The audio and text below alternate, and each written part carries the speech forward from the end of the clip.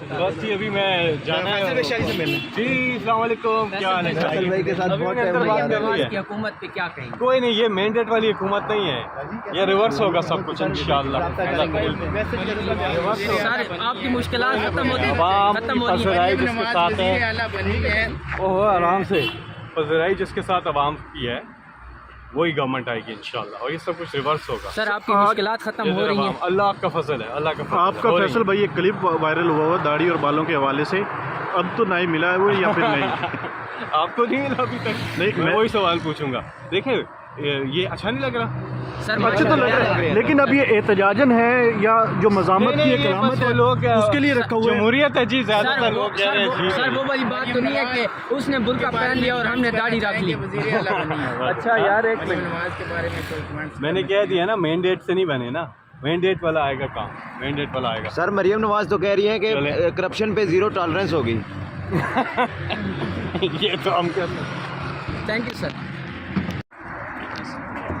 السلام علیکم سر۔ السلام علیکم، کیسے ہیں آپ؟ پاکستان کیسے سر؟ ٹھیک ٹھاک، آپ سنائیے؟ فیصل بھائی کیسے ہیں؟ اللہ کا شکر۔ سر کیا کہیں گے سر، اتنے روپوشی کے بعد آئے ہیں؟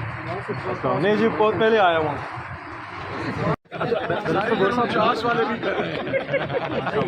بیرسٹر گور صاحب یہ بتا دیں اگر آپ کو یہ ریزلٹ سیٹیں نہیں ملتی تو سینٹ کا الیکشن آنے والا ہے، کتنا نقصان ہوگا، کتنی سیٹیں آپ کو کم ملیں گی؟ دیکھیے ہم کورٹ جائیں گے، ہائی کورٹ جائیں گے، یس اس کے بڑا فرق پڑے گا کیونکہ کے پی کے میں دیکھیں ہمارے 90 ہمارے پاس 2/3 میجارٹی ہے، جو ہمارے خلاف ہے 115 سیٹیں، 115 سیٹیں کے پی میں، 90 ہمارے پاس ہے، باقی آزاد اور کچھ اس کے پاس ہے یہ پولیٹیکل پارٹیز پہ۔ اب 17 پولیٹیکل پارٹی نے 17 سیٹیں جیتی، اب 17 سیٹوں پہ آپ 30 سیٹیں ان کو دیں گے، تو اس لیے یہ تو بڑا پہلے 4 بندوں پہ ایک سیٹ تھی تو یہ کم کر کے 3 بندوں پہ ایک سیٹ۔ یہ قانون کا اتنا نہیں ہے کہ آپ جو ہے نا اس سے وہ بڑھا دیں۔ بیرسٹر گور صاحب آپ یہ بتائیں، اسی الیکشن کمیشن نے آپ سے بلہ لے لیا، سارا کچھ لے لیا، ریزلٹ رکوا دیے، آپ پھر بھی امید لگا کے بیٹھیں یہ آپ کو سیٹیں دے گے؟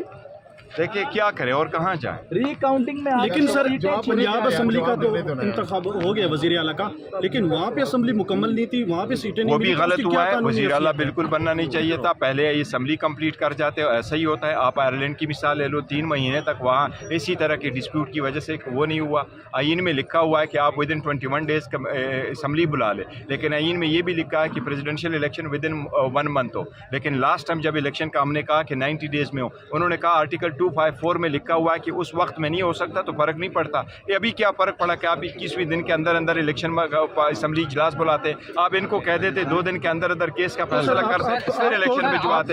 جہاں ان کو سوٹ کرتا ہے وہ اپلائی کرتے، جہاں سوٹ نہیں کرتا اس کو نہیں اپلائی کرتے۔ اگر ہمارے خلاف فیصلہ ہے تو obviously ہمارا رائٹ ہے۔ کاؤنٹنگ میں آپ سے قومی اسمبلی کی 2 نشستیں اور چھینی جا رہی ہیں، کیا کہیں گے اس پہ؟ آپ کوئی ایکشن ہی نہیں لے رہے؟ دیکھو الیکشن کمیشن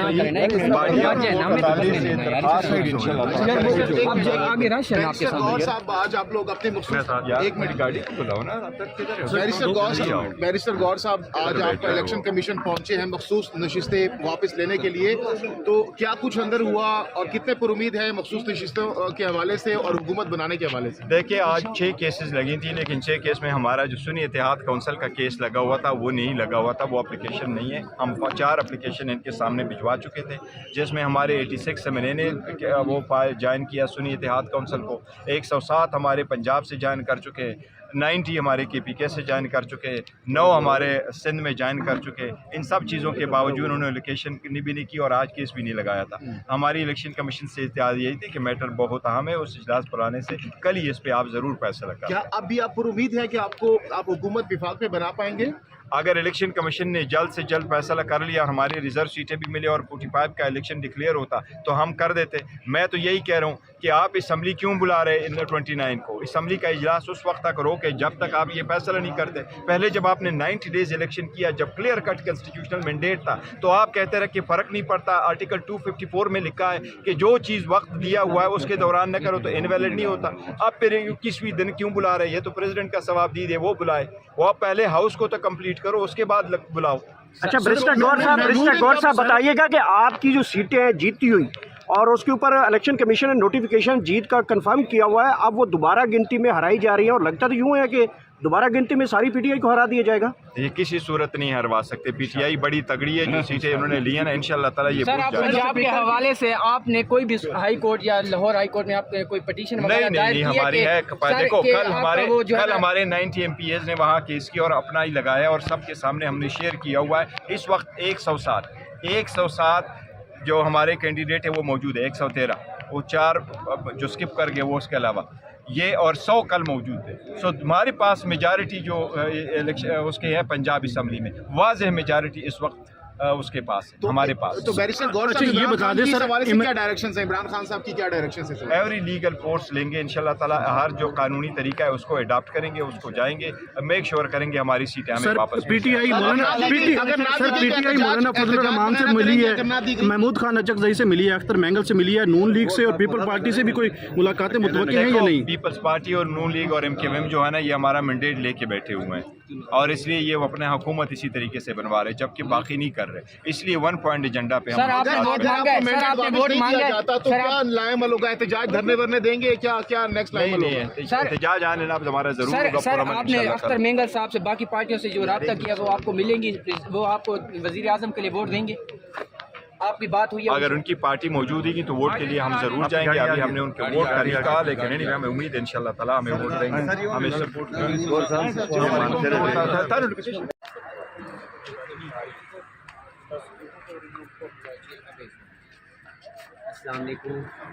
शेख साहब कैसे? भाई अभी मैं कोई बात नहीं कर सर एक बात कर रहे मरियम नवाज के हवाले से सर वज़ीर आला पंजाब पर कोई बात नहीं कर रहा, पंजाब हुकूमत पे कोई कमेंट कोई बात नहीं कर रहा। रमज़ान के बाद इंशाल्लाह अपनी सियासत तो जारी रखेंगे सर आप? आजकल क्या मसरूफियात हैं सियासत पर बात? हवेली होता हूँ ना, हवेली आ जाए। अच्छा आप होते हैं सर हवेली? सारा दिन आप बताएं सर, हम आने को हम आ जाएंगे सर।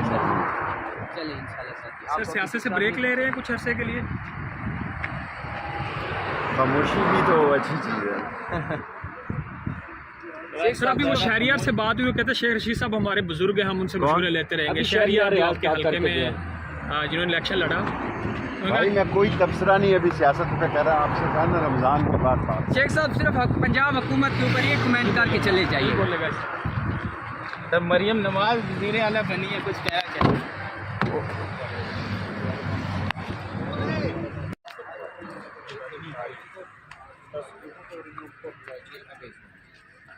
अस्सलाम वालेकुम शेख साहब कैसे? भाई अभी मैं कोई बात नहीं कर सर एक बात कर रहे मरियम नवाज के हवाले से सर वज़ीर आला पंजाब पर कोई बात नहीं कर रहा, पंजाब हुकूमत पे कोई कमेंट कोई बात नहीं कर रहा। रमज़ान के बाद इंशाल्लाह अपनी सियासत तो जारी रखेंगे सर आप? आजकल क्या मसरूफियात हैं सियासत पर बात? हवेली होता हूँ ना, हवेली आ जाए। अच्छा आप होते हैं सर हवेली? सारा दिन। आप बताएं सर, हम आने को हम आ जाएंगे सर।